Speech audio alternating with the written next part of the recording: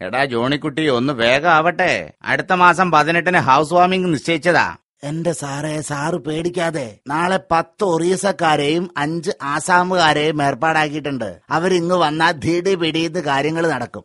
അവസാനം പണി കഴിയുന്നതിന് മുമ്പേ ഇതെല്ലാം കൂടെ ധിടി പിടിയെന്ന് വീഴാതിരുന്നാ മതി. എന്റെ സാറേ, കരുനാക്ക് വളയ്ക്കാതെ. അവര് മോശം പണിക്കാരൊന്നുമല്ല, എല്ലാം വളരെ നീറ്റായിട്ട് കൈകാര്യം ചെയ്യും. അമ്മാവാ, ഞാൻ എത്തി. ആരാ? എന്റെ ദൈവമേ, ചതിച്ചു. ഈ ആറ്റം ബോംബിനെ എന്തിനാണാവോ ഇങ്ങോട്ട് കെട്ടിയെടുത്തത്? അതെന്താ അങ്ങനെ?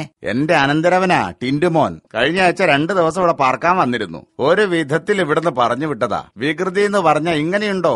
ആ ശരീരം മുഴുവൻ വികൃതിയാ.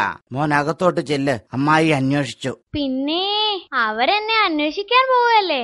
ഹലോ, ഈ വീടിന്റെ ഉടമസ്ഥനാരാ? ഞാനാ. അത് ശരി, നിങ്ങളാണല്ലേ. അതെ, ഒരു വീട് വെക്കുമ്പോ പഞ്ചായത്തിൽ അറിയിക്കണം എന്നൊരു നിയമമുണ്ട്. നിങ്ങൾ എന്താ അറിയിക്കാതിരുന്നത്? അത് സോറി സാർ. എന്ത് സോറി? ഞാൻ ആക്ഷൻ എടുക്കും. പിന്നെ ഇയാള് വലിയ വർത്താനൊന്നും പറയണ്ട. ജാട കാണിക്കാതെ പോയേ.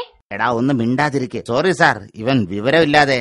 വിവരമില്ലാത്തത് എനിക്കല്ല, അമ്മാവനാ. അതെ ഓഫീസറെ, നിങ്ങൾ പഞ്ചായത്ത് പണിയുമ്പോൾ എന്റെ അമ്മാവനെ അറിയിച്ചോ? ഇല്ലല്ലോ. ഇങ്ങോട്ടുണ്ടെങ്കിലേ അങ്ങോട്ടും ഉള്ളൂ. വേഗം സ്ഥലം കാലിയാക്ക്.